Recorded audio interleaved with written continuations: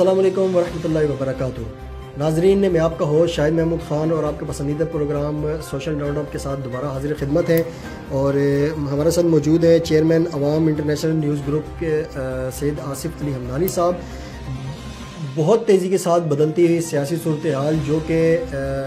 आप देख सकते हैं कि बिल्कुल भी गैर मुतवक्के वाक़यात जो ना रोनुमा होना शुरू हो चुके हैं पिछले कम अज़ कम 2-1 हफ़्ते के अंदर। तो उसमें जो अंदरूनी मामलात इस टाइम कहाँ तक पहुँच रहे हैं और अंदरूनी खाना आया इस्टेब्लिशमेंट के साथ नून लीग के और जो सर्द जंग PTI के साथ चल रही है, तो उसकी असल कहानी क्या है, ये हम जानने के लिए सैयद आसिफ अली हमदानी साहब के साथ मेरे गुफ्तगू होते हैं दोबारा कि आया इस सारी सूरत हाल के अंदर अवाम को जो तस्वीर दिखाई जा रही है और जो तस्वीर असल में behind the scene behind the camera in camera जो चल रही है वो क्या है। जी अस्सलाम वालेकुम सर। वालेकुम वबरकातुहू। सर, सबसे पहले तो ये बताइएगा कि आया ये बड़ी तेज़ी के साथ सियासी सूरत हाल जो बदलती जा रही है और गैर मुतवक्के वाक़यात जिनकी उम्मीद नहीं थी वो हो रहे हैं, जो कल के चोर थे आज के वो सरबराह बन चुके हैं, जो कल के जो ना सरबराह थे वो आज के क्रिमिनल्स और गद्दार और पता नहीं क्या कुछ बनते जा रहे हैं। तो आया ये बताइएगा कि ये सिलसिला कहाँ पे जाके रुकेगा और आगे आपकी मालूमात के मुताबिक ये कितना क्या क्या बदलती आवाम को देखने को सूरत हाल मिलेगी, ये अंदर की कहानी क्या सर, ये बताइए। बिस्मिल्लाहिर्रहमानिर्रहीम। नाज़रीन, जैसा कि आपके इल्म में है कि पाकिस्तान के अंदर आए रोज़ ऐसे ऐसे वाक़यात रूनुमा होते हैं जिसकी जो है वो नाकाबिल यकीन होते हैं। सियासी तौर पे हमारा क्योंकि इतना पॉलिटिकल हमारा स्ट्रक्चर इतना इस कदर कमज़ोर है कि यहाँ पे आए रोज़ एक जमात जो इक़्तिदार में होती है, जब वो इक़्तिदार में होती है तो वो उसके अगेंस्ट जितनी भी अपोजिशन जमातें होती हैं उनके ऊपर केसेस होते हैं, उनको डराया धमकाया जाता है, उनको मुख्तलिफ़ किस्म के मुख्तलिफ़ मुकदमात में इन्वॉल्व किया जाता है। क्योंकि ये बिहाइंड द सीन जो है, ये जो लाने वाले हैं, जो बिठाने वाले हैं, जो इनसे काम लेने वाले हैं, जब वो उनका काम जहाँ पे रुकता है वो फिर मुतबादिल जो है उनके वो बंदे रिप्लेसिंग पे ले आते हैं और वही जिनको वो लाते हैं वो कल के हीरो जो हैं वो बाद में ज़ीरो हो जाते हैं। तो सेम इस वक्त वफाकी दारुल-हुकूमत का दर्जा हरारत इंतहाई, हालांकि सर्दी का मौसम शुरू हो चुका है लेकिन इंतहाई गर्म है। और जो अभी तक इतलात हैं वो ये हैं कि वज़ीर आज़म साबिक जो वज़ीर आज़म हैं इमरान खान साहब, उनके वारंट गिरफ्तारी जारी हुई हैं कल रात को मुकदमा नंबर 408 में। और बनीगाला के गिरदोनवा में अभी बहुत बड़ी तादाद जो है उसको लॉ एंड फोर्सेस एजेंसीज के जो लोग हैं, पुलिस है, वो दीगर एजेंसीज हैं, उन्होंने घेरे में ले लिया है। और जितने भी बनीगाला जाने वाले रास्ते हैं, इस्लामाबाद बनीगाला जो इमरान खान का घर है, उसको वो सील कर दिया गया है और काफ़ी बड़ी तादाद में जो है वहाँ पुलिस की नकलो हरकत देखी जा रही है। और ये आज क्योंकि अतवार है, आज वैसे वो ऑफ है तमाम अदालतों की भी, मजिस्ट्रेट की भी, तो शायद ये इसी सिलसिले में रात गए ये जो है वो कल ये नोटिस जारी इमरान खान के खिलाफ समझ लो कि एक मुकदमा दर्ज हुआ है और उनको फौरी तौर पे गिरफ्तार करने के लिए जो है ये अभी हिकमत अमली बनाई गई है। क्योंकि आज छुट्टी है तो छुट्टी वाले दिन शायद उनकी ज़मानत या बाकी मामला जो हैं वो ना हो सकें। अभी हमारे पास जो इतलात आ रही हैं वो ये हैं कि अली अमीन गंडापुर जो है वो साबिक वज़ीर आज़म इमरान खान साहब के करीबी साथी भी हैं। उन्होंने सिक्योरिटी के तमाम जितने भी बनीगाला के सिक्योरिटी के मामलात हैं वो उन्होंने संभाली हुई हैं और उन्होंने कॉल दे दी है तमाम जितने भी KPK हो गया, पंजाब, रावलपिंडी, इस्लामाबाद और गिरदोनवा के जितने भी PTI के वर्कर्स हैं उनको कॉल दे दी गई है कि आप फ़ौरन बनीगाला पहुँचें, क्योंकि शायद कोई हरकत हो इस किस्म की कि इमरान खान को गिरफ्तार करने की कोशिश की जाए। तो अभी बहुत बड़ी तादाद में मुख्तलिफ जगहों से जो है वो PTI के वर्कर्स पहुंचना शुरू हो चुके हैं और एक इंतहाई कशीदा सूरत हाल है इस वक्त इस्लामाबाद के अंदर। और ये भी कहा जा रहा है कि शायद भरपूर तरीके से कोशिश की जाए कि इमरान खान जो है वो पकड़ा जाए। अगर पकड़ा जाता है, क्योंकि इमरान खान ये भी हमारे पास इतलात है कि अगले 24 घंटों के अंदर इमरान खान ने एक फाइनल कॉल देनी है इस्लामाबाद पहुंचने के लिए, तो उससे पहले पहले इमरान खान को गिरफ्तार किया जाएगा। और इसके ऊपर काफ़ी जो है वो वर्क हो चुका है और मुख्तलिफ और भी मुकदमात कल परसों तक इमरान खान के खिलाफ उठने वाले हैं। और एक बात याद रखें शाहिद साहब के, ये इमरान खान के साथ जो कुछ हो रहा है ये माजी में जो हुक्मरान थे उनके साथ भी ऐसे ही होता रहा है। ये उसी प्रैक्टिस का एक हिस्सा है, ये कोई नया काम नहीं हो रहा है इमरान खान के साथ, क्योंकि नवाज शरीफ के साथ भी यही किया गया। उससे पहले जितने शायद खाकान अब्बासी थे वो भी सारे आप देखें, उनकी एक हिस्ट्री दिखाएं, मोहतरमा बेनज़ीर भुट्टो थी, उसके बाद अपना क्या नाम है जितने भी बाकी वज़राए आज़म आए जमहूरी, उनको इसी तरीके से उतारने के बाद उनको जेलों के अंदर डाला गया और उनके ऊपर मुकदमात बनाए गए। ये पाकिस्तान के अंदर बड़ा एक गलत किस्म का सिलसिला है, ये रुकना चाहिए। इससे हमारी जमहूरियत का ना सिर्फ पूरी दुनिया में जगह हसाई होती है, बल्कि ये एक अच्छा फेल नहीं है कि कल इमरान खान अगर अवामी ताकत पे दोबारा इक़्तिदार में आता है तो क्या वो इनको छोड़ेगा। और उन इदारों को भी सोचना होगा जिन इदारों के ऊपर अभी बहुत सारे सवालिया निशान उठ रहे हैं कि ये इदारों की जो है वो चाहे वो केसेस हों माजी के या मौजूदा हों, वो इन इदारों की इमा पे बनाए जाते हैं और इन्हीं इदारों की इमा पे ख़त्म किए जाते हैं। आप देख लें कि कितनी तेज़ी से डेवलपमेंट चेंज हुई है। यही मरीम नवाज साहिबा, यही नवाज शरीफ, यही शहबाज शरीफ, यही जो है बाकी शरीफ फैमिली और उनके जो करीबी जो है वो किचन कैबिनेट, उसके ऊपर कितने संगीन किस्म के इल्ज़ामात थे, उनके ऊपर मुकदमात थे और मुकदमात इस कदर स्ट्रॉन्ग थे कि उनको सुप्रीम कोर्ट के अंदर से भी सज़ाएँ हुई, उनको एहतसाब अदालतों से भी सज़ाएँ हुई। लेकिन वो यकदम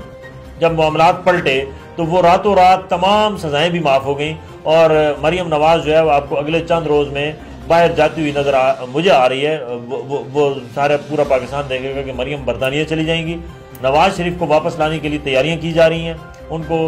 पंजाब के अंदर उतारा जा रहा है, क्योंकि वो सिर्फ नवाज शरीफ का वोट बैंक है जिसके ऊपर इमरान खान का मुकाबला अगर इन फ्यूचर में जो कुव्वतें ये पीछे बिहाइंड द सीन सारे मामला चला रही हैं वो कराना चाह रही हैं, तो इमरान खान का मुकाबला पंजाब के अंदर सिर्फ और सिर्फ नवाज शरीफ करेगा। और मैं समझता हूँ कि इस मौजूदा सिचुएशन में अगर इमरान खान को गिरफ्तार किया जाता है तो ये जो है इमरान खान मज़ीद पॉपुलर होगा और पब्लिक जो है वो बाहर निकलेगी। ये बात अब याद रखें कि पब्लिक को इस कदर मोबिलाइज इमरान खान करने में कामयाब हो गए हैं, चाहे वो पंजाब हो या KPK हो, वो इस कदर, ये दो सूबे तो कम अज़ कम इस कदर मुतहरिक हैं यहाँ पे उनके कारकुन कि वो किसी भी काल के लिए तैयार हैं। और ये मैं समझ रहा हूँ कि अगर उनको यहाँ इस्लामाबाद समझ लो कि इमरान खान की काल से पहले इमरान खान को गिरफ्तार किया जाता है आज रात या कल, तो ये ज़ेहन नशीन कर लें कि मुल्क के अंदर अफरा तफरी फैलेगी, हालात बहुत ख़राब होंगे और ये किसी तरीके से भी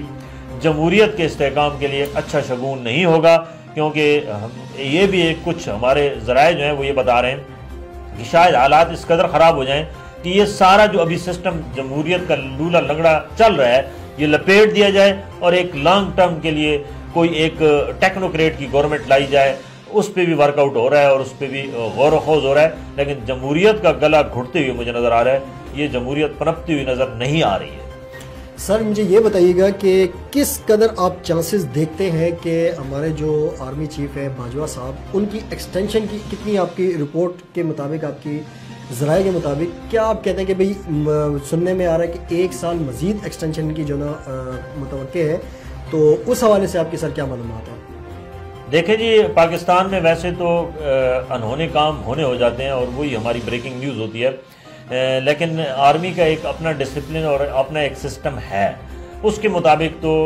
मैं नहीं समझता हूँ कि इनको कोई एक्सटेंशन मज़ीद 1 साल की मिल सकेगी। लेकिन कुछ नून लीग के ज़राए कह रहे हैं जी कि हमारी वो म्यूचुअल अंडरस्टैंडिंग जो है वो हो चुकी है और शायद ये इस गवर्नमेंट अगर मज़ीद अफरा तफरी ना फैली, हालात कंट्रोल में रहे, तो शायद ये इलेक्शन 2023 के बजाय 2024 में हो। तो इस पर कुछ नून लीग के ज़राए बता रहे हैं, लेकिन ये कन्फर्म नहीं है। बहरकफ ये है कि आर्मी के अंदर इस किस्म का कोई सिस्टम नहीं है, एक दफ़ा एक्सटेंशन हो चुकी है, दोबारा एक्सटेंशन की कोई चांस नहीं है और आर्मी चीफ नए आएंगे नवंबर-दिसंबर में और उसके बाद हालात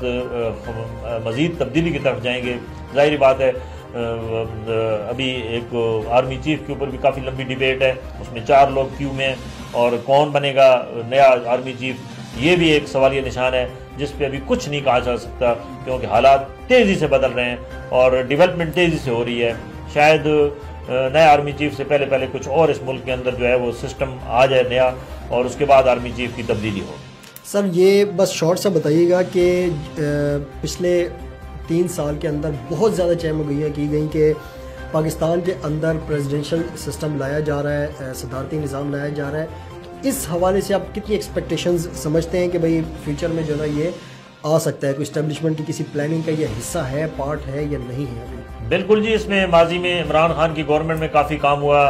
इसके ऊपर काफ़ी सारी डिबेट्स भी हुई और इस पर सदारती निज़ाम के हवाले से काफ़ी सारी जो है वो पेश रफ्त भी हुई, लेकिन यकदम क्योंकि इमरान खान के ताल्लुकात ख़राब हो गए थे, जिसकी बिना पे वो सारा काम फ़िलहाल वाइंड अप है और उस पर अभी कुछ नहीं कहा जा सकता। उसकी वजह यह है कि जो हालात इस कदर ख़राब होते जा रहे हैं, महंगाई है, बाकी अफरा तफरी है, उससे तो ये बड़ा मुश्किल अब लग रहा है कि पब्लिक के अंदर जो मोबिलाइजेशन पीटीआई करने में कामयाब हो गई है कि उस मोबिलाइजेशन के बाद कोई इस किस्म का कोई नया निज़ाम मुसल्लत किया जा सके, ये नामुमकिन मुझे तो नज़र आ रहा है। फ़िलहाल इस पर नहीं कहा जा सकता कि सदारती निज़ाम आ सके, लेकिन एक बात याद रखें शायद महमूद साहब कि ये कौम गवाह है कि हमारे इस कदर नाअहल सियासतदान हैं कि ये हर दौर में ये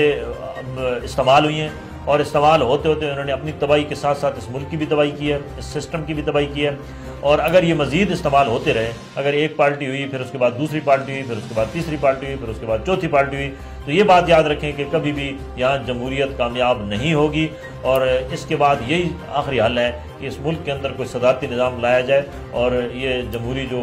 लूला लंगड़ा सिस्टम है ये कभी भी न पब्लिक के फेवर में है, न इस निज़ाम को चलाने के फेवर में। सर आखिरी 1 मिनट के अंदर बस ये शॉर्ट सा कमेंट कर दीजिएगा